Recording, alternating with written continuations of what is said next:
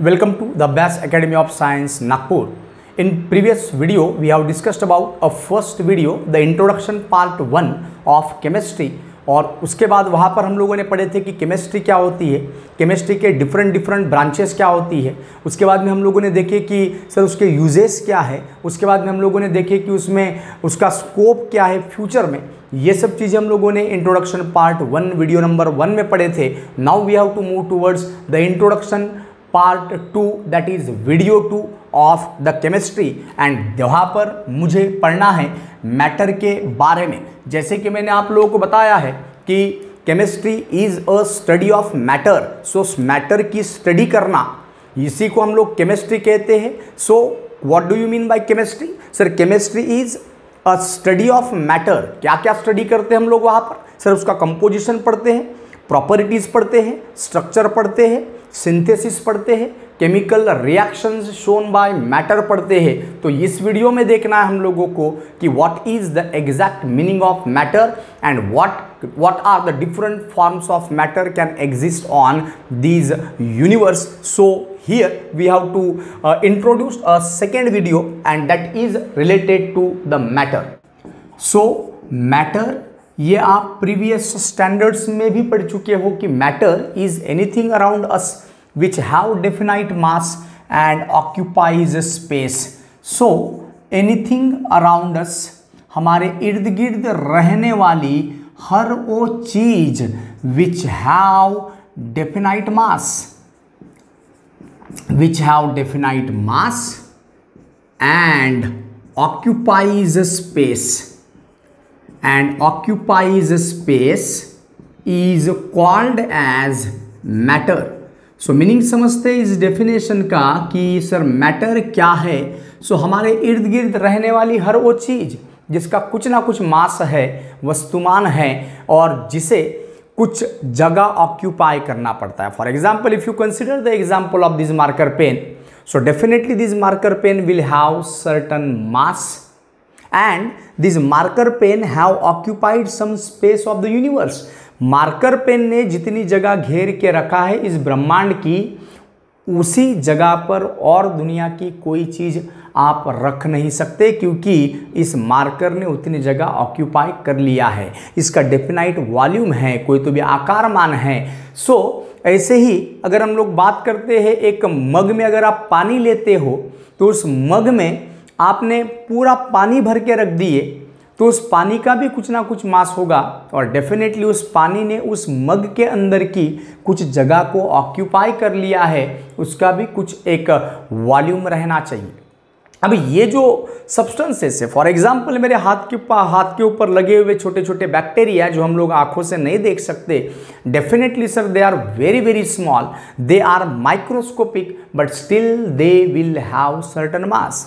Yes sir, there mass will be very very less.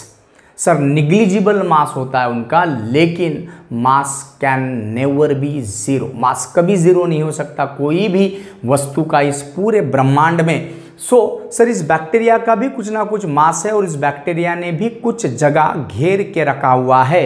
So anything around us which have definite mass and occupies space of universe is called as matter. Matter can exist in, matter कौन से form में exist कर सकता है, matter कैसे exist कर सकता है? सबसे पहला तो सर मैटर लिविंग थिंग हो सकता है, सजीव, या मैटर नॉन लिविंग थिंग हो सकता है। फॉर एग्जाम्पल अगर मैं खुद की बात करूं तो मैं एक लिविंग बॉडी हूं, मेरे बॉडी में कुछ लाइफ प्रोसेसेस चल रही है और उस लाइफ प्रोसेस के बदौलत मेरा खुद का कुछ ना कुछ वजूद है, एग्जिस्टेंस है। अब ये जो लाइफ प्रोसेसेस जिन ऑर्गेनिजम्स में, जिन सब्सटेंसेस में, जिन मटेरियल में परफॉर्म होता है उसको आप लोग लिविंग बॉडी कहते हो। प्लांट है, एनिमल से, माइक्रो ऑर्गेनिज्म से, मैक्रो ऑर्गेनिज्म से। So sir living body. Non living thing की अगर बात करता हूँ तो ये मार्कर पेन की बात करो सर, ये नॉन लिविंग थिंग है, इसके अंदर कोई लाइफ प्रोसेसेस परफॉर्म नहीं होती, जैसे respiration, transportation, nutrition, blood circulation या फिर एक्सक्रीशन या फिर हम लोग कहेंगे रिप्रोडक्शन, तो ये सब life processes in non living substances में नहीं होता। सो मैटर लिविंग फॉर्म में एग्जिस्ट कर सकता है, नॉन लिविंग फॉर्म में एग्जिस्ट कर सकता है। मैटर माइक्रोस्कोपिक हो सकता है। Microscopic it means it can be seen under only microscope which can not be seen bye naked eye, जिनको खुली आंखों से आप लोग नहीं देख सकते।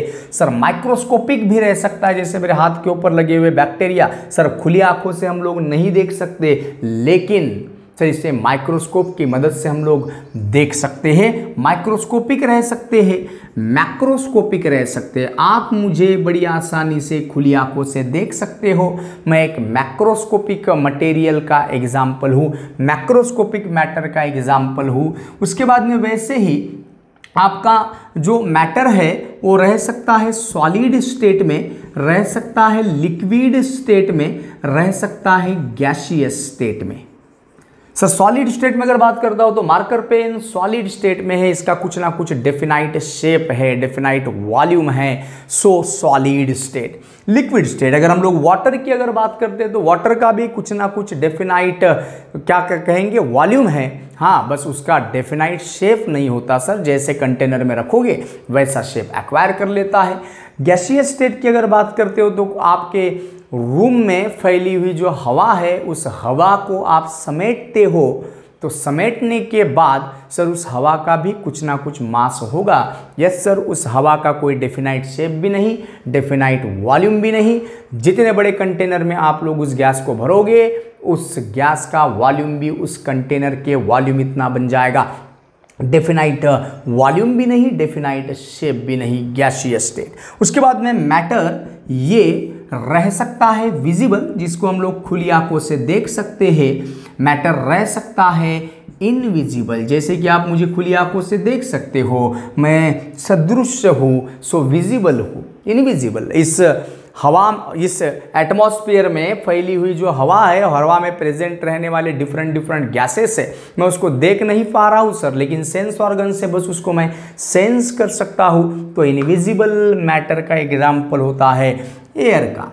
अब हम लोग बात करते हैं केमिस्ट्री के लैंग्वेज में, तो केमिस्ट्री के लैंग्वेज में आपका मैटर ये प्योर सब्सटेंस के फॉर्म में एग्जिस्ट कर सकता है, और वैसे ही आपका मैटर ये मिक्सचर के फॉर्म में एग्जिस्ट कर सकता है। अब ये प्योर सब्सटेंस क्या है, मिक्सचर क्या है, तो substance is a type of matter.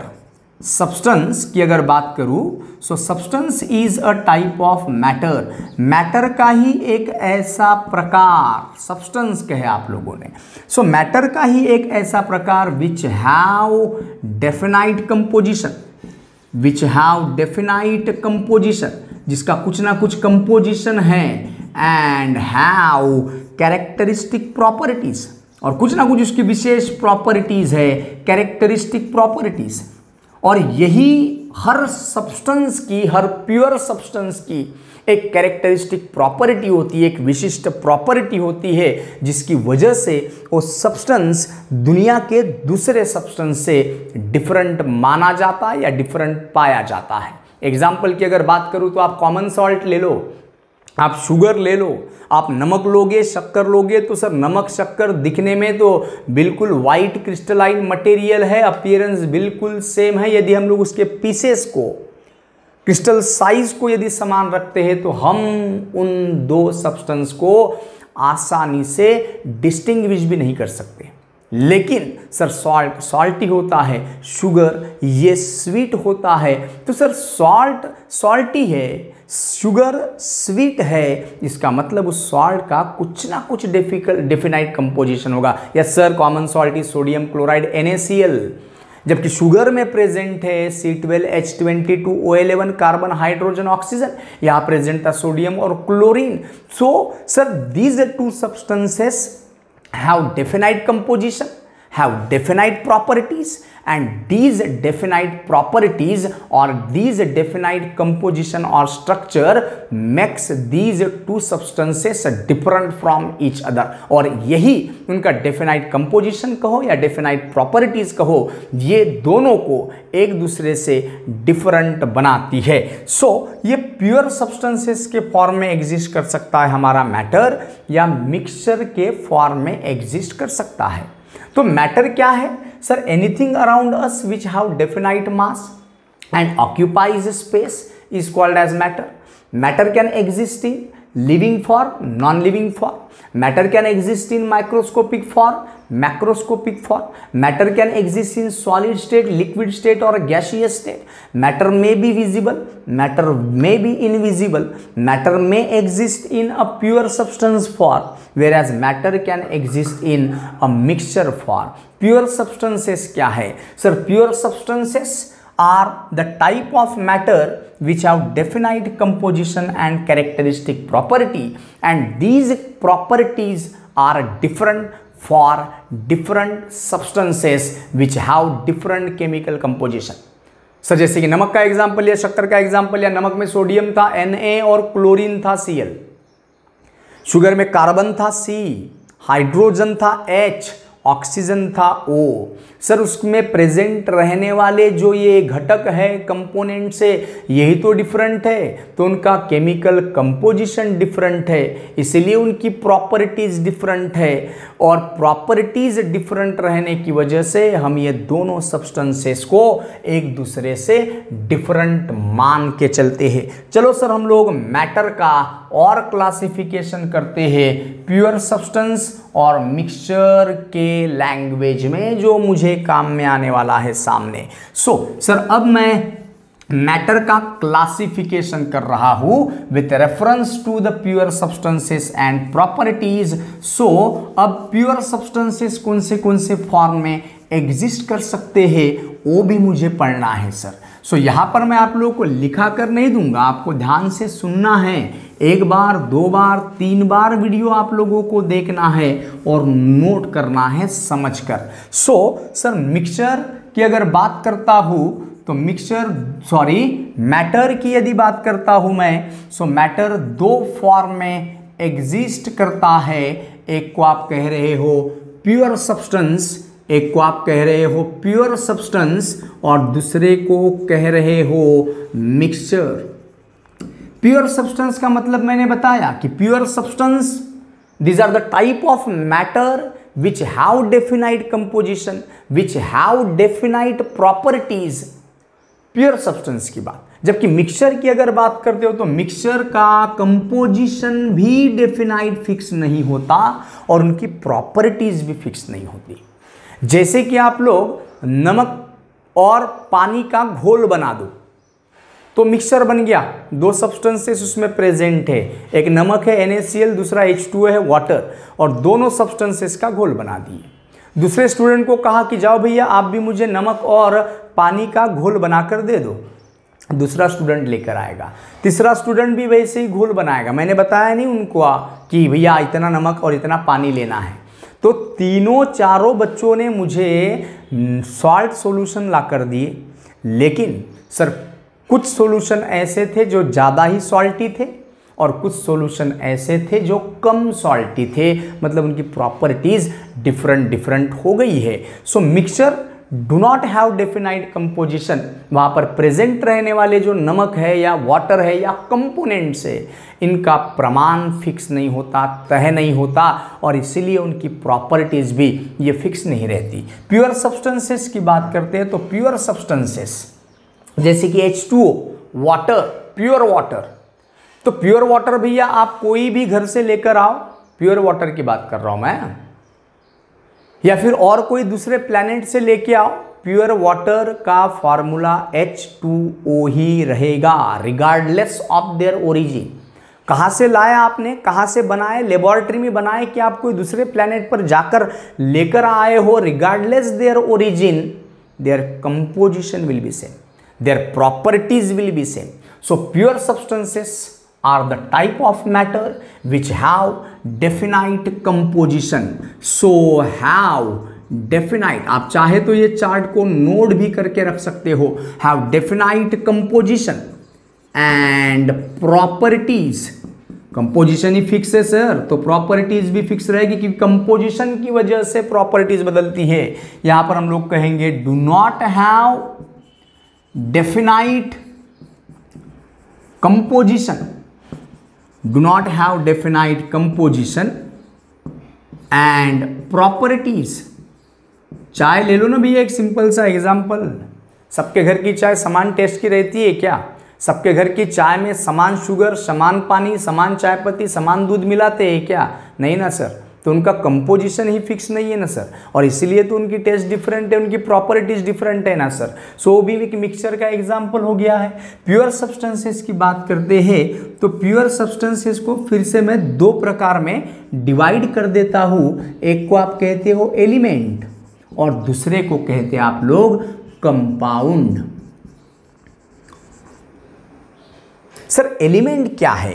So element is a type of pure substance, या element is a type of matter भी कह सकते हैं आप लोग, क्योंकि मैटर का ही प्रकार है pure substance. So element is a type of matter और element is a type of pure substance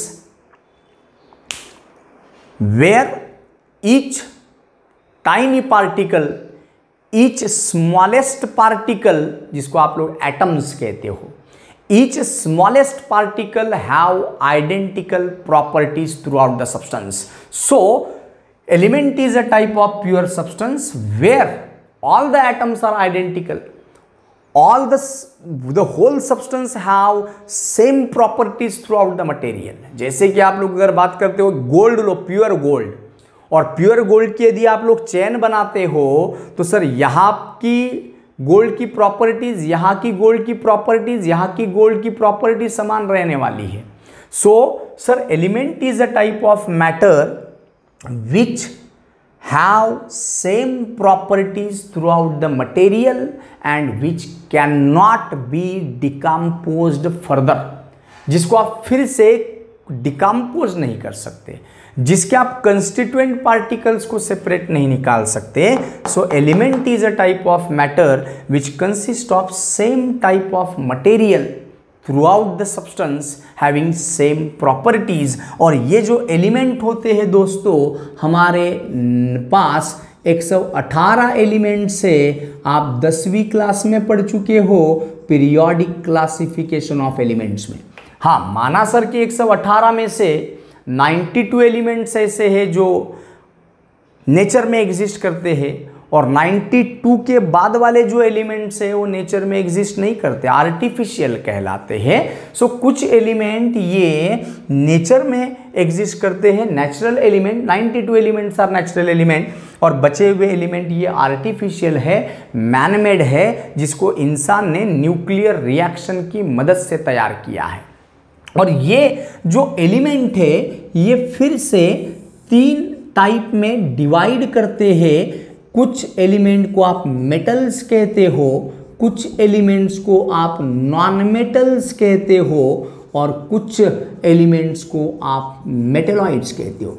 क्योंकि आप ये सब चीजें प्रीवियस स्टैंडर्ड में पढ़ चुके हैं, ये हमारे लेसन का मान के चलो ये इंट्रोडक्शन पार्ट है हमारे लेसन का, तो इसलिए मैं ये सब चीजें आपको लिखा कर नहीं दूंगा, आपको 1 बार 2 बार 3 बार बताऊंगा, आप लोग थोड़ा सा गौर कीजिएगा उसके ऊपर। सो element is a type of pure substance which have same properties through out the material. अगर आप हाइड्रोजन की बात कर रहे हो, हाइड्रोजन नाम के एलिमेंट की, तो उसमें hydrogen hydrogen hydrogen hydrogen hydrogen के ही एटम्स रहेंगे, ध्यान रखना। अगर आप कार्बन की बात करते हो तो उसमें carbon carbon carbon carbon carbon के ही एटम्स रहेंगे, ध्यान रखना। उनके बीच में कोई केमिकल बॉन्ड नहीं बनेगा, कोवेलेंट बॉन्ड या आयोनिक बॉन्ड या कोऑर्डिनेट बॉन्ड, ये बॉन्ड नहीं बनते सर। सो एलिमेंट का सबसे छोटा जो पार्ट होता है उसे आप कहते हो atom. So atom is the smallest part of element. मतलब मैंने यदि आप लोगों को कहा कि मेरे पास नियॉन है, तो उसमें नियॉन नाम का एलिमेंट, तो उसमें neon neon neon neon neon के ही एटम्स प्रेजेंट रहेंगे। 1 2 मिलियंस, ट्रिलियंस, बिलियंस, जितने आप लोग को कंसिडर करना है। तो एलिमेंट का सबसे छोटा पार्ट होता है एटम, और एटम को आप फिर से डिवाइड नहीं कर सकते। जैसे कि फॉर एग्जांपल मैं क्लास ले रहा हूं और क्लास में 100 बच्चे बैठे हुए, और क्लास है suppose to be 12th standard का, तो उस क्लास को नाम दिया मैंने 12th स्टैंडर्ड। एक बच्चा भी रहेगा तो भी मुझे उस क्लास को नाम 12th स्टैंडर्ड देना पड़ेगा। 50 रहेंगे तो भी 12th स्टैंडर्ड, 100 रहेंगे तो भी 12th स्टैंडर्ड। सो वो 12th स्टैंडर्ड एक एलिमेंट मान के चलो, और उस 12th स्टैंडर्ड में बैठे हुए बच्चे ये smallest part of that class है, उसको एटम से साथ तुलना करो। सो एक भी अगर आप बच्चा लोगे तो भी आप कहोगे कि sir this student belongs to the standard 12th।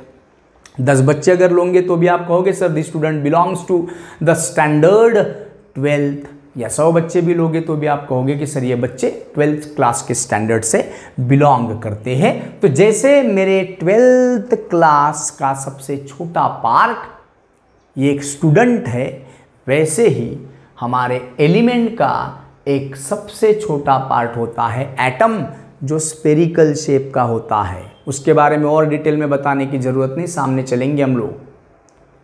Nucleus होता है, न्यूक्लियस के अंदर प्रोटॉन्स, न्यूट्रॉन्स और इलेक्ट्रॉन घूमते हैं न्यूक्लियस के अराउंड में।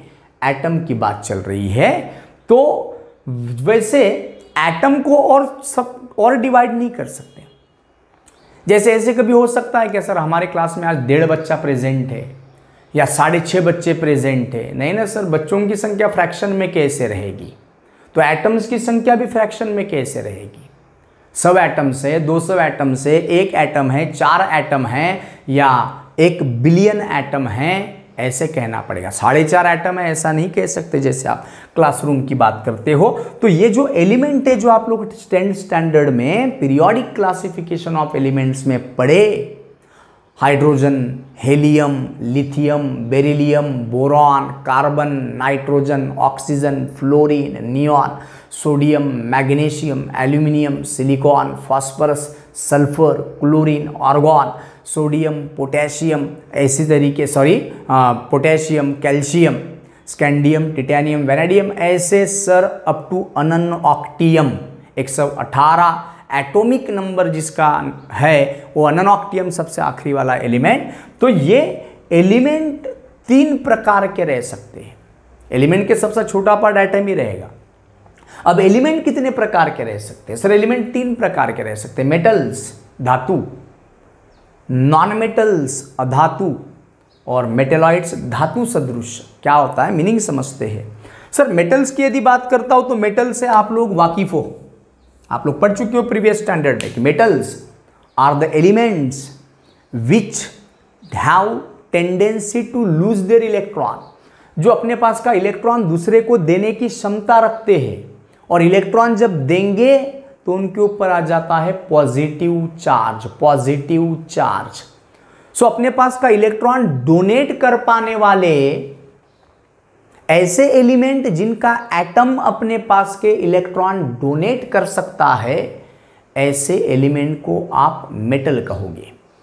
जबकि नॉन मेटल की यदि बात चलती है तो नॉन मेटल मतलब ऐसे एलिमेंट जिनके एटम दूसरे के पास से इलेक्ट्रॉन गेन करने की क्षमता रखते हैं, एक्सेप्ट करने की क्षमता रखते हैं, उनको नॉन मेटल्स कहते हैं। मेटल्स की कुछ खूबियां है sir. Metals are hard in nature, hard होते हैं सर। लोहा देख लो, एल्यूमिनियम देख लो, गोल्ड देख लो, प्लेटिनम देख लो, सर हार्ड है। Metals are generally hard. Metals are good conductor of heat, good conductor of electricity. Metal के आप वायर बना सकते हो, जैसे घर में कॉपर एल्यूमिनियम के वायर देखते हो, उस प्रॉपर्टी को डक्टिलिटी कहा जाता है। Metals can be drawn into sheet, sheet बना सकते हैं आप लोग, पत्रे बना सकते हो। That property is called as malleability. Metal have the property of sonorous, जिनको अगर आप ठोकोगे तो आवाज करेगी, जैसे स्कूल बेल होती है हमारे स्कूल में या फिर मंदिर में जो लगा होता है घंटा, सर उसकी बात अगर करता हूं मैं, तो सर ये सब मेटल्स के एग्जाम्पल है। मेटल्स की कैरेक्टरिस्टिक्स है, बहुत ज़्यादा बताने की जरूरत नहीं है, आप लोगों को 10वीं में पढ़ चुके आप कि metals are generally hard, metals are generally exist in solid state with the exception of gallium and mercury, उनको छोड़ दिए। तो कुछ एक्सेप्शंस है, मैं जनरल बात कर रहा हूँ। So metals are the elements which shows tendency to lose their electron, they exist generally in solid state, they are hard in nature, they are good conductor of heat, good conductor of electricity, they have high melting point, boiling point, they show the property of luster, they show the property of ductility, they show the property of malleability, they show the property of sonorous। और ऐसी properties जो नहीं दिखाते उनको आप लोग non metals कहते हो। नॉन मेटल से सॉलिड स्टेट में भी पाए जा सकते हैं, लिक्विड स्टेट में भी पाए जा सकते हैं, गैसियस स्टेट में भी पाए जा सकते हैं, लेकिन मेटल्स ये सॉलिड स्टेट में पाए जाते हैं। कुछ मर्क्यूरी गैलियम के एक्सेप्शन को अगर निकाल दो तो almost all the metals are solid in state with the exception of mercury and gallium, whereas non metal can exist in solid state, liquid state और gaseous state. Bromine liquid state में, hydrogen gaseous state में, carbon, कोयला, graphite, diamond non metal है sir solid state में। कुछ exceptions है। Non metals do not show the property of lustre, non metal do not show the property of ductility, non metal do not show the property of malleability, non metals are generally bad conductor of heat and electricity with the exception of graphite.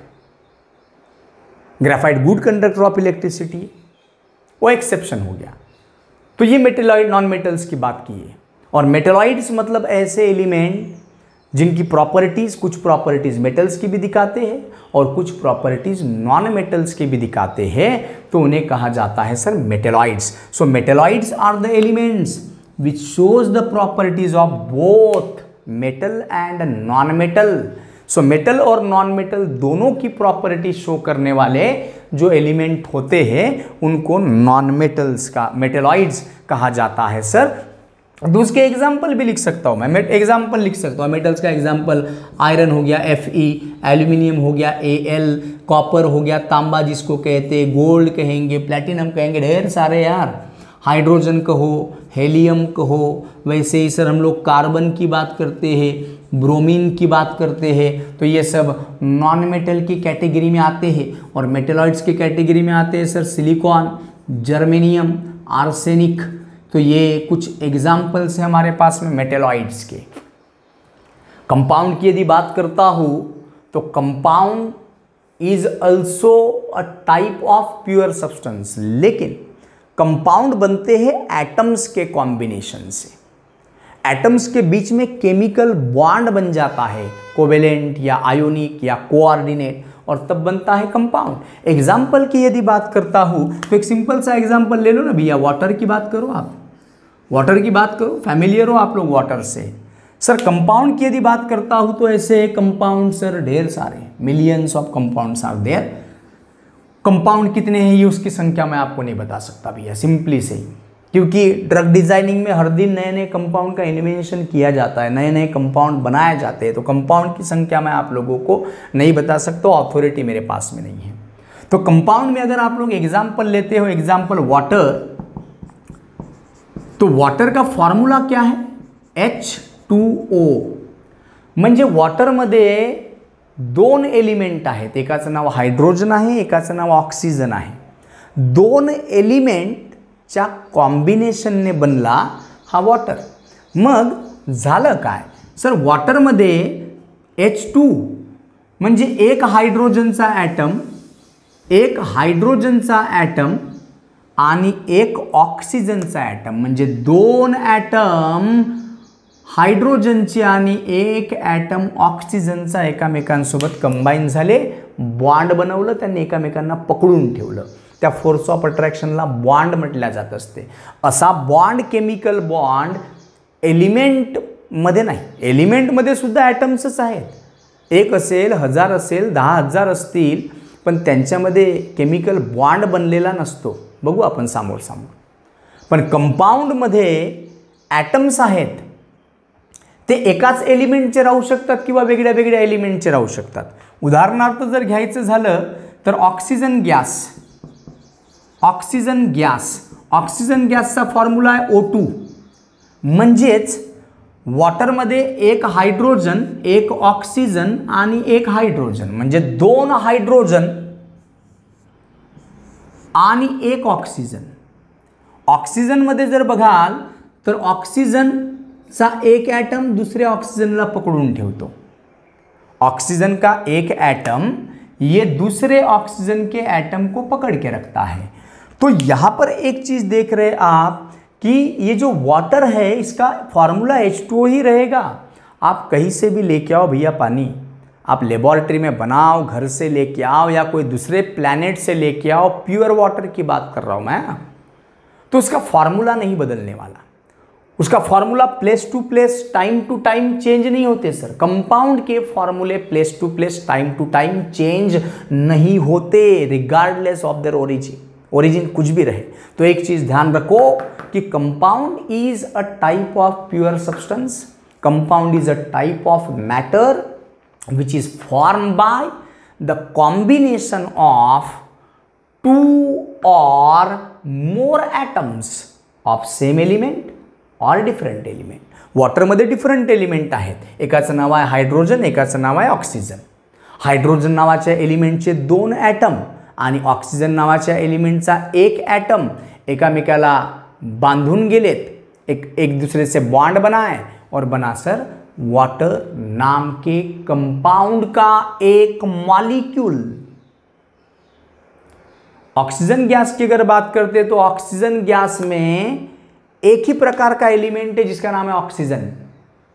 तो oxygen का एक atom दोनों आपस में combine हुए और मिला मुझे ऑक्सीजन नाम के कंपाउंड का एक मॉलिक्यूल. कहने का मतलब ऐसा कि compound is a type of matter which is formed by the combination of 2 atoms or 2 or more atoms of same element or different element.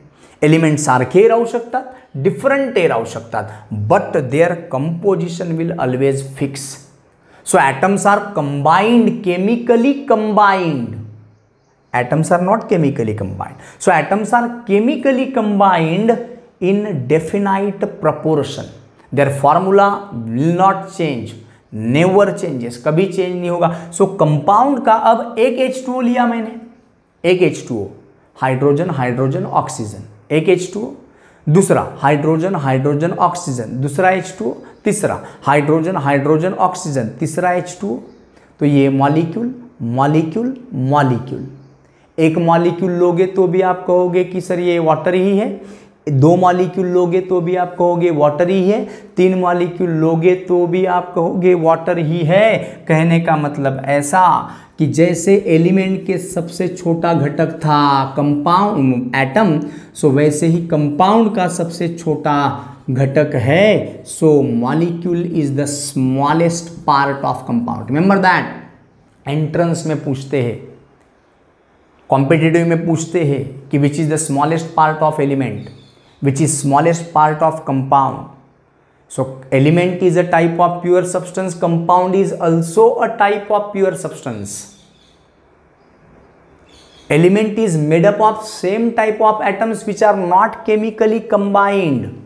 Atom is the smallest part of element. Compound is also a type of pure substance which is formed by 2 or more atoms of same type or different type of element, but they are chemically combined in fixed proportion. So sir ये molecule is the smallest part of compound. Example की यदि बात करता हूँ और तो sugar, घर में शक्कर खाते हो आप लोग, शुगर का फॉर्मूला होता है C6H12O6. म्हणजेच शुगर नावाच्या कंपाऊंडचा फॉर्म्युला C6H12O6 आहे. ते कुठूनही बनवा, कशीही बनवा, कधीही बनवा, कुठेही बनवा सर, त्या शुगरचा फॉर्म्युला काही बदलणार नाही. सो शुगर भी एक कंपाउंड का एग्जाम्पल हुआ बिकॉज 6 कार्बनचे ॲटम्स 12 हायड्रोजनचे ॲटम्स आणि 6 ऑक्सिजन नावाच्या एलिमेंटचे ॲटम्स कंबाईन झाले असतील, केमिकली कंबाईन झाले असतील, एकामेकांसोबत बॉन्ड बनवले असतील आणि मग बनला असेल शुगर नावाचा कंपाउंड. सो सर यहाँ पर कितने प्रकार के एलिमेंट है? 3 प्रकार के. कौन कौन? Carbon, hydrogen, oxygen. मग कार्बन नावाच्या एलिमेंटचे किती ॲटम? तर 6. हायड्रोजन नावाच्या एलिमेंटचे 12 ॲटम्स, ऑक्सीजन नावाचे एलिमेंटचे 6 एटम्स. सो इस तरीके से आप लोग डिस्क्रिप्शन दे सकते हो कंपाउंड के बारे में. सो compound is a type of pure substance which is form by the combination of 2 or more atoms of same element or different element which are chemically combined, which have definite proportion, is called as compound. Molecule is the smallest part. Sir water नावाच्या compound मध्ये 2 प्रकारचे element आहेत, hydrogen, oxygen. ॲटमची संख्या किती? 2 हायड्रोजनचे atom, 1 ऑक्सिजनचे atom. 2 प्रकारचे element पण atoms मात्र 3. शुगरमध्ये 3 प्रकारचे एलिमेंट आहेत. कार्बन है, हाइड्रोजन है, ऑक्सीजन है. लेकिन एटम्स कितने? तो कार्बन के 6, हाइड्रोजन के 12, ऑक्सीजन के 6, मतलब 24 एटम्स का ग्रुप. ऑक्सीजन नाम के मॉलिक्यूल में एक ही प्रकार का एलिमेंट है, मिस्टर ऑक्सीजन. और ऑक्सीजन के कितने एटम्स? 2. ऑक्सीजन नाम के एलिमेंट के एटम्स केमिकली कंबाइन हुए, ऑक्सीजन नाम की गैस बनी, कंपाउंड बना. चलो, कंपाउंड अब 2 प्रकार के रह सकते हैं दोस्तों. एक को आप कहते हो ऑर्गेनिक कंपाउंड, जिसकी पढ़ाई हम लोग ऑर्गेनिक केमिस्ट्री में करते हैं, और दूसरे होते हैं इनऑर्गेनिक कंपाउंड. तो एक सिंपल सी चीज आप ध्यान रखो कि ऑर्गेनिक कंपाउंड मतलब ऐसे कंपाउंड जो प्लांट और एनिमल से मिलते हैं, ऐसे कंपाउंड को कहा जाता है ऑर्गेनिक कंपाउंड. और ऐसे कंपाउंड जो प्लांट एनिमल से नहीं, मिनरल से मिलते हैं, क्षार ज्याला म्हणता तुम्ही, मिनरल से जो मिलते हैं उनको कहा जाता है इनऑर्गेनिक कंपाउंड. और बाद में फिर जब डिटेल स्टडी किए तर ऑर्गेनिक कंपाउंड मध्ये कार्बन नावाचा एलिमेंट असतो म्हणजे असतोच, आणि इनऑर्गेनिक कंपाउंड मध्ये कार्बन नाम का एलिमेंट प्रेजेंट नहीं रहता. दूसरी डेफिनेशन बन जाती है कि कार्बन रहने वाले जो कंपाउंड है उसको ऑर्गेनिक कंपाउंड कहो, कार्बन नहीं रहता तो आप उसको इनऑर्गेनिक कंपाउंड कहो. उदाहरणार्थ पानी, वाटर. वाटर में कार्बन है क्या? नहीं. या तो हाइड्रोजन है, हाइड्रोजन है, ऑक्सीजन है. Carbon is not present. Sir water is inorganic compound. Oxygen, ऑक्सिजनमध्ये पण ऑक्सिजनचेच ॲटम्स आहेत, कार्बन प्रेझेंट नाही, म्हणजे ऑक्सिजन पण इनऑर्गॅनिक कंपाउंड आहे. सर शुगर प्लांटपासून मिळते आहे, कार्बन प्रेझेंट आहे, म्हणजे शुगर ऑर्गॅनिक कंपाउंड आहे. तर सिम्पली या लेवलवर फक्त असं लक्षात ठेवा. समोर आपण पुन्हा डिटेलमध्ये जाऊ, ऑर्गॅनिक काय, इनऑर्गॅनिक काय, त्याचं एक्झॅक्ट मिनिंग समजू आपण समोर. सध्या फक्त असं लक्षात ठेवा कि कंपाउंड ऑर्गेनिक है या इनऑर्गेनिक है, पहचानना बेहद आसान है सर. यदि कार्बन हमारे आंखों से दिखाई देता है मॉलिक्यूल में तो ऑर्गेनिक कंपाउंड कहा जाएगा, और कार्बन यदि नहीं दिखाई देता तो इनऑर्गेनिक कंपाउंड कहा जाएगा. H2SO4 सल्फ्युरिक ॲसिड असा असतो स्ट्रक्चर त्याचा, H double bond O double bond O OH OH हा sulphuric acid, king of chemical ज्याला म्हणतात. किती प्रकारचे एलिमेंट आहेत? सल्फर आहे, ऑक्सिजन आहे, हायड्रोजन आहे. मग याच्यामध्ये कार्बन प्रेझेंट नाहीच, आणि कार्बन प्रेझेंट नाही म्हणून त्याला म्हणायचं इनऑर्गेनिक कंपाउंड. तो सर बहुत आसान है, कोई कंपाउंड को ऑर्गेनिक इनऑर्गेनिक पहचानना बहुत आसान. कार्बन दिखता है तो ऑर्गेनिक, कार्बन नहीं दिखता आंखों से इनऑर्गेनिक कहो. सिर्फ कुछ एक्सेप्शन ध्यान रखना, कार्बन मोनोऑक्साइड, कार्बन डाइऑक्साइड, और उसके बाद में साइनाइड्स, उसके बाद में कार्बोनेट CO3 रहने वाले, बाइकार्बोनेट HCO3 रहने वाले. तो ये जो कंपाउंड है इसमें कार्बन है, लेकिन फिर भी इनको ऑर्गेनिक नहीं कहते, because these are not obtain from plant and animals, these are not obtain by the degradation of plant and animal. तो ये एक्सेप्शन ध्यान रखना है, बाकी तो सेम. कार्बन दिसलं तर ऑर्गॅनिक, नाही दिसत इनऑर्गॅनिक. यांना फक्त लक्षात ठेवायचं, कार्बन असून सुद्धा यांना ऑर्गॅनिक नाही म्हणत, त्यांना इनऑर्गॅनिक म्हटल्या जात असते, because these compounds are not obtained by the degradation, decomposition of plant and animals. So ये हमने प्योर सब्सटेंसेस के बारे में बात की है. एलिमेंट कितने हैं, एलिमेंट के प्रकार क्या क्या है, उनकी डेफिनेशन समझे. Atom is the smallest part. Compound क्या है sir? Compound is a type of pure substance which is form by the combination of 2 or more atoms which are chemically combined in definite proportion and whose component cannot be separated easily. पाण्यामधून sir आम्हाला 2 हायड्रोजनचे atom परत करा, आम्हाला 1 ऑक्सिजनचा atom परत करा, इतकं सोपं नसते सर हे कंपाउंडला डिकम्पोज करून त्याच्या कंपोनेंट्सला बाहेर काढणे. Not a easy task. समझे? तो ये प्योर सब्सटेंसेस के बारे में बात की है. कंपाउंड में फिर मैंने आपको बताया कि कंपाउंड 2 प्रकार के हैं, ऑर्गेनिक और इनऑर्गेनिक. ऑर्गेनिक कब कहना? तो आपकी आंखों से यदि आपको कार्बन दिखता है उस कंपाउंड में तो आप ऑर्गेनिक कहोगे, कार्बन नहीं दिखता इनऑर्गेनिक कहोगे. कुछ एक्सेप्शन ध्यान रखना पड़ेगा कि carbon monoxide, carbon dioxide, cyanides, carbides, carbonate, bicarbonate, ये जो कंपाउंड है सर इनमें कार्बन है बट स्टिल उन्हें ऑर्गेनिक नहीं कहते, उन्हें इनऑर्गेनिक की लिस्ट में गिना जाता है. वजह है कि सर वो प्लांट और एनिमल के डिग्रेडेशन से नहीं मिलते. चलो सर आप मिक्सचर की बात करो. सो मिक्सचर मतलब अ type of material, type of matter which is form by the combination of 2 or more elements. आता जे बघितलं ना, एक तर 2 किंवा 2 पेक्षा एलिमेंटचा कॉम्बिनेशन आणि नाहीतर मग 2 किंवा 2 पेक्षा कंपाऊंडचा कॉम्बिनेशन म्हणजे मिक्सचर. पण त्यांचं प्रमाण मात्र फिक्स नसेल.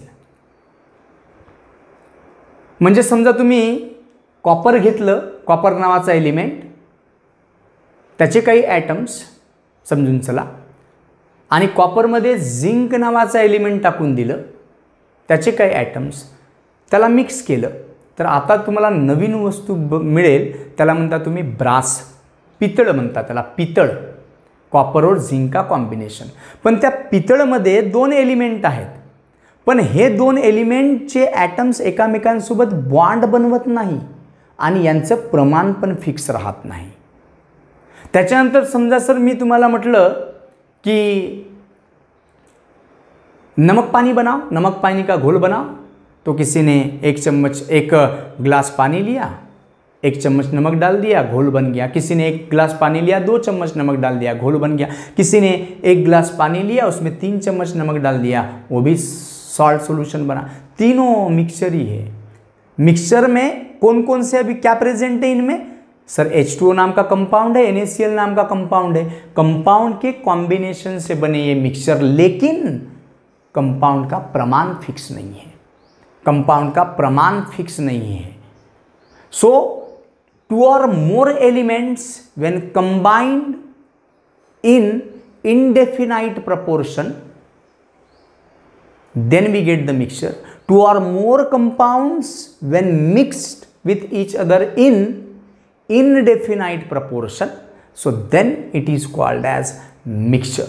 So mixture is a type of matter which is formed by the combination of 2 or more element or 2 or more compounds in any proportion. त्यांचा proportion फिक्स नसतो. सो मिक्सचर की बात कर दिया आप लोगों ने. मिक्सचर 2 प्रकार के होते हैं सर. एक को हम होमोजीनस मिक्सचर कहते हैं और दूसरे को हिट्रोजिनस मिक्सचर कहते हैं. एग्जाम्पल ही काफ़ी है सर इसको समझने के लिए. मिक्सचरमध्ये प्रेझेंट असलेल्या कंपोनेंटला बाहेर काढता येते. सॉल्ट सोल्युशन घेतलं ना तुम्ही, पाण्यामध्ये सॉल्ट टाकलं म्हणजे 2 कंपाऊंड प्रेझेंट आहेत, 2 कंपोनेंट प्रेझेंट आहेत. आणि मी जर म्हटलं मला सॉल्ट परत पाहिजे, मला वॉटर पण परत पाहिजे, तर माझ्याकडे मेथड आहे डिस्टिलेशनची, क्रिस्टलायझेशनची, की तुम्हाला वॉटर पण सेपरेट करून देऊ शकतो मी, सॉल्ट पण सेपरेट करून देऊ शकतो. कंपाऊंडमध्ये प्रेझेंट असलेल्या एलिमेंटला सेपरेट करणे सोपं नाही. मिक्सचरमध्ये प्रेझेंट असलेल्या कंपोनेंट्सला सेपरेट करणं सोपं असते सर. ते कोणत्याही प्रमाणामध्ये मिक्स असतात. ही ते डेफिनाइट प्रमाणामध्येच मिक्स होते. मिक्सचर की बात. Homogeneous when we get a single phase, एकच phase, heterogeneous more than one phase. समजेल अर्थ. बघा एक्झाम्पल, एक साधा एग्जाम्पल घेतो मी. ग्लास लो, पानी लो, वाटर और उसमें थोड़ा सा नमक डाल दो, NaCl, थोड़ी सी शक्कर डाल दो, शुगर डाल दिए. NaCl नाम का कंपाउंड, शुगर नाम का कंपाउंड, वाटर नाम का कंपाउंड. जब डालोगे, स्टर करोगे, तो अब पूरी तरीके से नमक और शक्कर उस पानी में डिजॉल्व हो जाएगी और आपको पता ही नहीं चलेगा कि उस पानी में नमक या शक्कर है. We will get a single phase. मला लिक्विड फेजमध्येच दिसतील सर्व. So they mix throughout. ते पूर्णपणे एकामेकांमध्ये मिक्स होतात. वेगळे वेगळे त्यांचे मला पार्टिशन दिसत नाही. We get a single phase. So that type of mixture is called as homogeneous mixture. पानी लिए और पानी में मैंने थोड़ा सा केरोसिन डाल दिया या पेट्रोल डाल दिया. तो केरोसिन जब डालोगे तो केरोसिन पानी में डिजॉल्व होगा नहीं.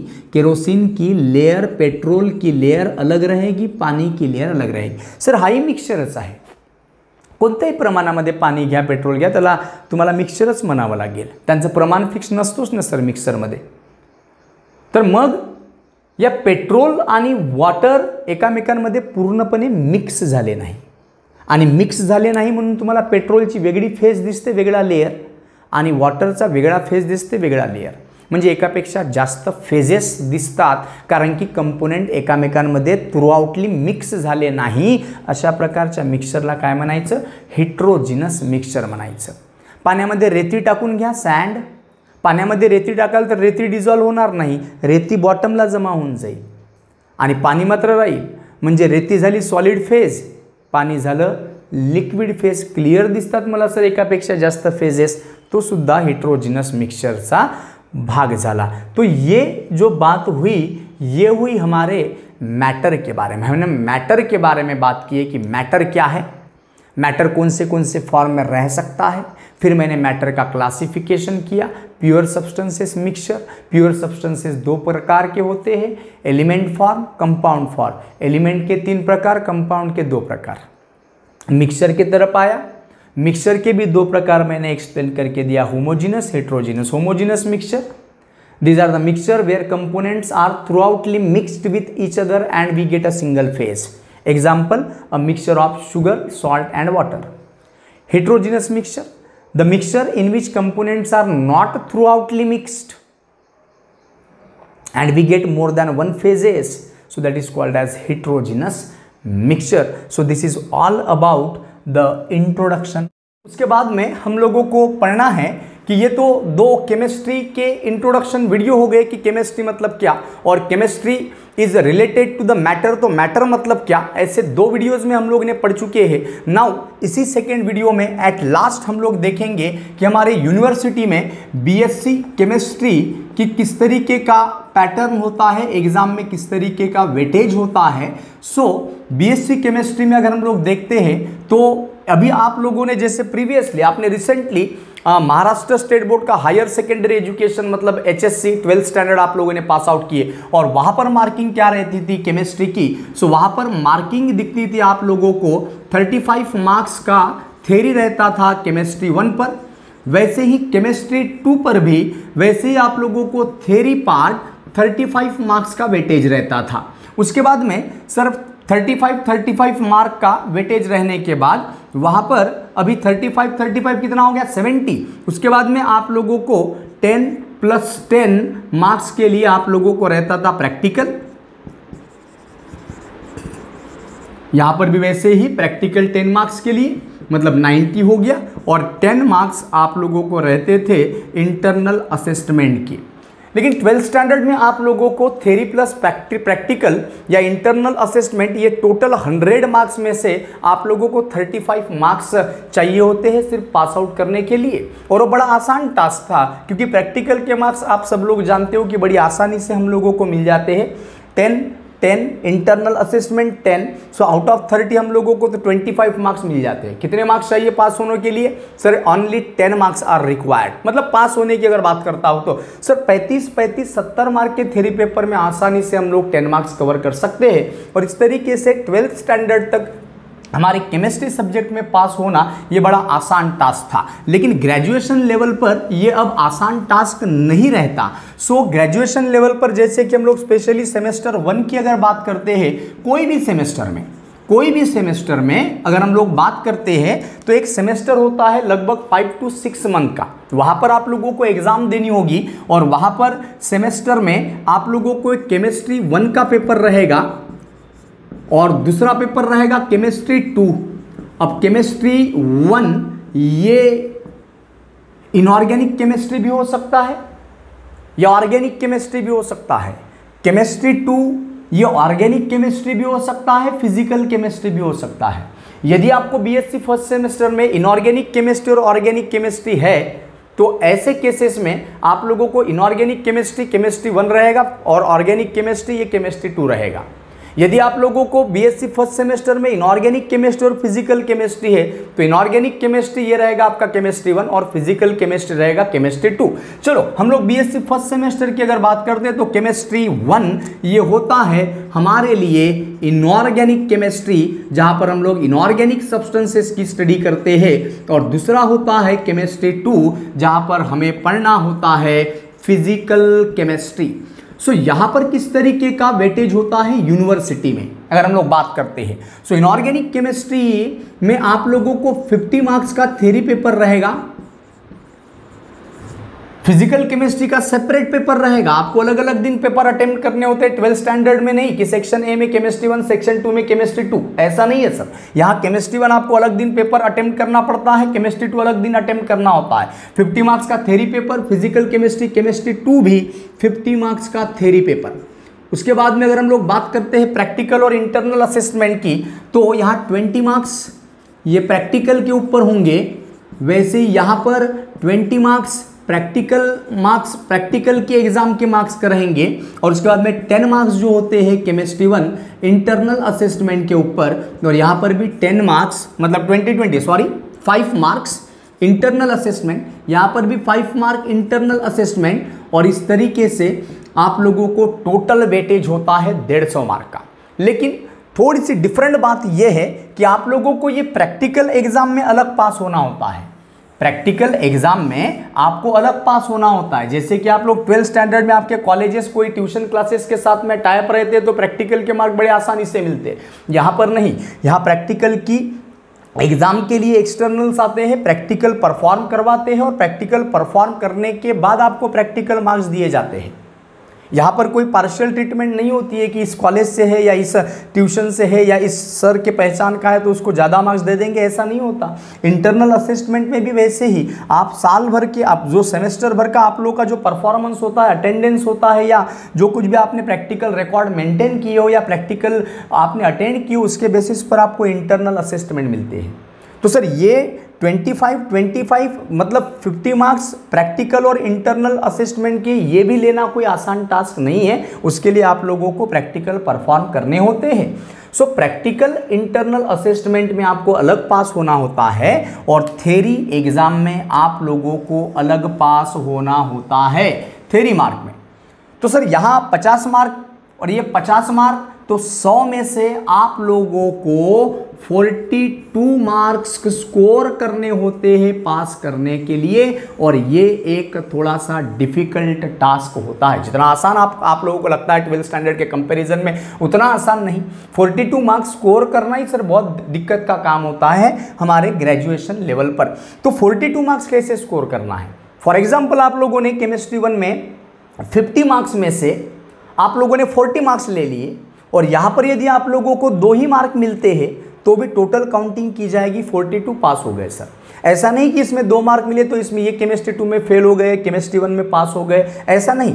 दोनों पेपर के थ्योरी एग्जाम के मार्क्स को काउंट किया जाता है, सम किया जाता है। उसकी सम अगर 42 या 42 के ऊपर आती है तो आप लोगों को पास किया जाता है, आपका रिजल्ट पास आता है। अदरवाइज थ्योरी आप लोगों को फिर से नए एग्जाम में आपको अटेम्प्ट करना होता है, ठीक है। तो ये यूनिवर्सिटी का पैटर्न है, जैसे सेमेस्टर 1 के लिए, सेमेस्टर 2 के लिए भी, सेमेस्टर 3 के लिए भी, सेमेस्टर 4 के लिए भी, सेमेस्टर 5, सेमेस्टर 6 के लिए भी बिल्कुल ऐसा ही रहेगा आपके यूनिवर्सिटी एग्जाम में, थ्योरी प्लस प्रैक्टिकल का वेटेज, और इसी तरीके से रहेगी मार्किंग स्कीम।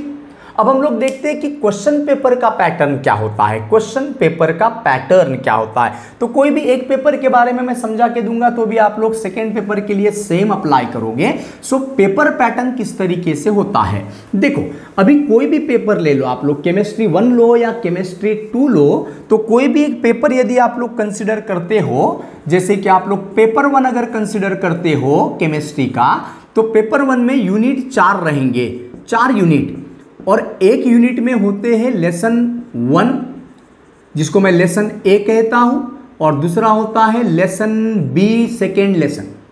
यूनिट 2 में वैसे ही unit 2 will consist of 2 lesson, that is lesson 1 that is A part and lesson 2 that is B part. हम लोग ग्रेजुएशन लेवल पर ए पार्ट बी पार्ट कहते हैं।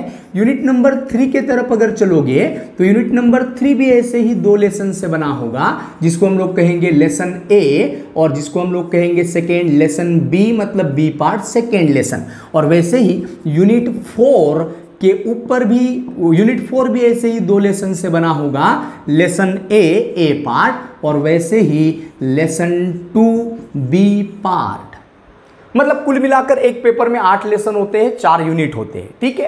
अब एग्जाम में क्वेश्चन पेपर कैसे क्या रहता है, क्वेश्चन पेपर कैसे क्या रहेगा, 50 मार्क्स का थ्योरी पेपर। यदि आप केमिस्ट्री 1 की बात करो या केमिस्ट्री 2 की बात करो, पेपर पैटर्न ऐसे ही रहेगा।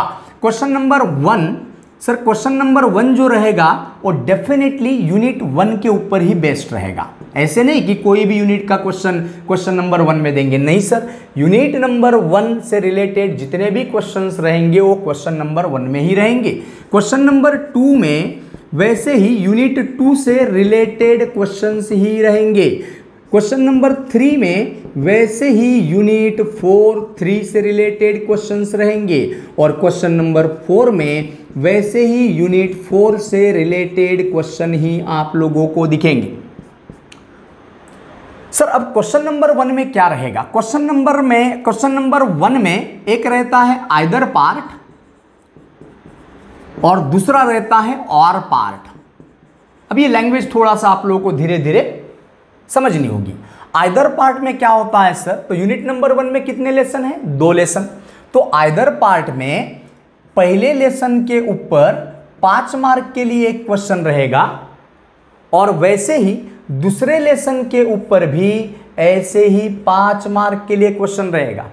मतलब क्वेश्चन नंबर 1 में आइदर पार्ट, वहां पर 5-5 मार्क के लिए आप लोगों को वेटेज दिखेगा, और अब सर ये 5-5 मार्क। और पार्ट में क्या होता है फिर, सो और पार्ट में क्या होता है सर, ए पार्ट के ऊपर, मतलब पहले लेसन के ऊपर 2.5 मार्क के लिए एक क्वेश्चन, 2.5 मार्क के लिए दूसरा question. B part, B second lesson में भी वैसे ही 2.5 मार्क के लिए एक क्वेश्चन, 2.5 मार्क के लिए दूसरा क्वेश्चन। तो अभी आप लोगों को क्या करना होता है, यूनिट क्वेश्चन नंबर 1 अगर अटेम्प्ट करना है तो आप आइदर पार्ट सॉल्व करो, मतलब लेसन ए के ऊपर का एक 5 मार्क का क्वेश्चन, लेसन बी के ऊपर का एक 5 मार्क का क्वेश्चन, एक तो ये दोनों 5-5 मार्क के क्वेश्चन आप लोग अटेम्प्ट करो। नहीं तो फिर और पार्ट अटेम्प्ट करना चाहते हो तो लेसन ए के ऊपर जो 2.5 मार्क के लिए 2 क्वेश्चन है, और लेसन बी के ऊपर जो 2.5 मार्क के लिए 2 क्वेश्चन है, ऐसे 4 क्वेश्चन अटेम्प्ट करो। एक तो 5-5 मार्क के 2 क्वेश्चन, नहीं तो 2.5 मार्क के 4 क्वेश्चन आपको अटेम्प्ट करने हैं। ऐसे नहीं होगा कि सर हमने यहाँ का एक 5 मार्क का क्वेश्चन अटेम्प्ट किए और यहाँ पे हम लोगों ने 2.5 मार्क के 2 क्वेश्चन अटेम्प्ट किए, ऐसा नहीं होता। You have to solve either part और पार्ट। एक तरह आइदर पार्ट सॉल्व करा, नाइतर और पार्ट सॉल्व करा। आइदर पार्ट के कुछ क्वेश्चन, और पार्ट के कुछ क्वेश्चन, ऐसा नहीं चलता। एक तो 5-5 मार्क के लिए 2 क्वेश्चन वो अटेम्प्ट करो, नहीं तो फिर 2.5 मार्क के 4 क्वेश्चन वो आपको अटेम्प्ट करना है। यूनिट नंबर 2 में भी वैसे ही होता है, यूनिट नंबर 2 में भी वैसे ही होता है, लेसन नंबर 1 के ऊपर एक 5 मार्क, लेसन नंबर 2 के ऊपर एक 5 मार्क, मतलब ए पार्ट के ऊपर 5 मार्क का क्वेश्चन, बी पार्ट के ऊपर 5 मार्क का क्वेश्चन, और नहीं तो फिर 2.5 मार्क, 2.5 मार्क, 2.5 मार्क, 2.5 मार्क। तो 2 क्वेश्चन जो रहेंगे वो ए पार्ट के ऊपर रहेंगे, 2 क्वेश्चन जो रहेंगे वो बी पार्ट मतलब लेसन 2 पर रहेंगे। एक तो आइदर पार्ट सॉल्व करो, नहीं तो और पार्ट सॉल्व करो। यूनिट नंबर 3 में भी वैसे ही होगा, यूनिट नंबर 3 में भी वैसे ही होगा कि यूनिट नंबर 3 में आप लोगों को बिल्कुल वैसे ही पैटर्न में क्वेश्चन दिखेंगे कि यूनिट नंबर 3, यहां देखो अभी मैं लेफ्ट हैंड साइड में लिख रहा हूं, ए पार्ट के ऊपर एक 5 मार्क के लिए क्वेश्चन रहेगा, बी पार्ट के ऊपर एक 5 मार्क के लिए क्वेश्चन रहेगा, या फिर ए पार्ट के ऊपर 2.5 मार्क, 2.5 मार्क, ऐसे 2 क्वेश्चन ए पार्ट के ऊपर, और 2.5 मार्क, 2.5 मार्क, ऐसे 2 क्वेश्चन बी पार्ट के ऊपर रहेंगे। एक तो आइदर पार्ट सॉल्व करो, नहीं तो और पार्ट। ऐसा हो सकता है कि यूनिट नंबर 1 में आपने आइदर पार्ट सॉल्व किए और पार्ट सॉल्व नहीं किए, यूनिट नंबर 2 में आपने और पार्ट सॉल्व किए, आइदर पार्ट सॉल्व नहीं किए, आपकी जैसे चॉइस रहेगी वैसे, उसमें कोई कंपल्शन नहीं। और सिमिलरली यूनिट नंबर 4 के तरफ भी अगर चलते हो तो यूनिट नंबर 4, क्वेश्चन नंबर 4 में भी वैसे ही आप लोगों को दिखेगा कि ए पार्ट के ऊपर 5 मार्क के लिए एक क्वेश्चन, बी पार्ट के ऊपर 5 मार्क के लिए एक क्वेश्चन, या फिर और 2.5 मार्क, 2.5 मार्क, ए पार्ट के ऊपर 2 क्वेश्चन, और वैसे ही 2.5 मार्क, 2.5 मार्क बी पार्ट के ऊपर ऐसे ही 2 क्वेश्चन। तो कितने मार्क्स हो गए सर? 10, 10 20, 10 30 और 10 40, 40 मार्क का ये हो गया सर क्वेश्चन पेपर। और आखिरी जो क्वेश्चन रहता है वो रहता है क्वेश्चन नंबर 5। तो यहां पर मैं जगह नहीं है नीचे, तो मैं ऊपर लिख रहा हूं। क्वेश्चन नंबर 5 में 1 मार्क क्वेश्चन होते हैं। अटेम्प्ट एनी 10 सब क्वेश्चंस, कोई भी 10 सब क्वेश्चन आपको अटेम्प्ट करने होते हैं, तो वहां पर 12 में से 10 क्वेश्चन आप लोगों को अटेम्प्ट करना है। सो अब क्वेश्चन नंबर 5 में फर्स्ट सब क्वेश्चन, सेकेंड सब क्वेश्चन, थर्ड सब क्वेश्चन, ऐसे कितने सब क्वेश्चंस रहेंगे? 12 सब क्वेश्चंस रहेंगे। और ये 12 सब क्वेश्चंस में से आप लोगों को 10 सब क्वेश्चन सॉल्व करने होते हैं। तो पहले जो 3 क्वेश्चन रहेंगे वो यूनिट 1 के रहेंगे, 3 क्वेश्चन यूनिट 2 के रहेंगे, 3 क्वेश्चन यूनिट 3 के रहेंगे, और 3 क्वेश्चन यूनिट 4 के रहेंगे। मतलब यदि आप कोई एक यूनिट नहीं पढ़ते तो ऐसे केसेस में समझ जाओ कि आप 12 मार्क से हाथ धो बैठे हो, आपको 12 मार्क मिलने वाले नहीं हैं। प्रीवियस स्टैंडर्ड तक ऐसे चलता था कि एक आध लेसन अगर नहीं पढ़े तो ऑप्शन में हम लोग मैनेज कर सकते थे, लेकिन यहाँ पर हम ग्रेजुएशन लेवल पर यदि एक यूनिट भी अगर छोड़ देते हैं, यूनिट भी अगर हम लोग स्किप कर देते हैं पढ़ने में या प्रिपेयर करने में, तो समझ जाओ कि आप 12 मार्क से हाथ धो रहे हो, आपको 12 मार्क नहीं मिलने वाले हैं। तो इस तरीके से थ्योरी के क्वेश्चन पेपर का पैटर्न होता है, और इस 50 में से आप लोगों को मैक्सिमम मार्क्स स्कोर करने होते हैं। ठीक है, वैसे ही जैसे केमिस्ट्री 1 के बारे में कहा, केमिस्ट्री 2 का भी सेम 4 यूनिट रहेंगे, हर एक यूनिट में 2-2 लेसन रहेंगे। क्वेश्चन नंबर 1 यूनिट 1 से रिलेट रहेगा, आइदर पार्ट और पार्ट। क्वेश्चन नंबर 2 यूनिट 2 से मतलब question number 2 is related to the unit 2 and it consist also either part और all part. Question number 3 consist of unit 3 and it also consist of either और part. Question number 4 में भी वैसे ही 2 lesson either part और part आपको solve करना है। और क्वेश्चन नंबर 5 में सभी यूनिट के 3-3 1 मार्क के लिए क्वेश्चन, और उन 12 में से आप लोगों को 10 क्वेश्चंस अटेम्प्ट करने होते हैं। तो ये कुछ क्वेश्चन पेपर का पैटर्न होता है हमारे यूनिवर्सिटी एग्जाम का। तो एक चीज़ आप लोगों को ध्यान रखो कि 12th स्टैंडर्ड की तुलना में आप लोगों को ग्रेजुएशन लेवल पर कोई सब्जेक्ट को पास आउट करना ये थोड़ा सा डिफिकल्ट टास्क हो जाता है। ठीक है, so here I have to stop.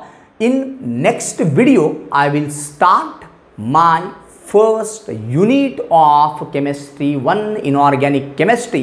और यूनिट 1 जो है उसका नाम है, उसमें 2 लेसन है, एक एटॉमिक स्ट्रक्चर और पीरियोडिक प्रॉपर्टीज। तो आप लोगों को ऐसे लगेगा कि सर ये लेसन तो हम लोग 11th-12th स्टैंडर्ड में पढ़ चुके हैं, लेकिन डेफिनेटली 11th-12th के कंपैरिजन में यहाँ पर अभी आपको कुछ एडिशनल डाटा रहेगा, सर थोड़ा सा लेंथ ज़्यादा रहेगा, कुछ नए कंसेप्ट यहाँ पर हम लोग ऐड करते हैं ग्रेजुएशन लेवल पर। So here I have to stop. Thank you so much.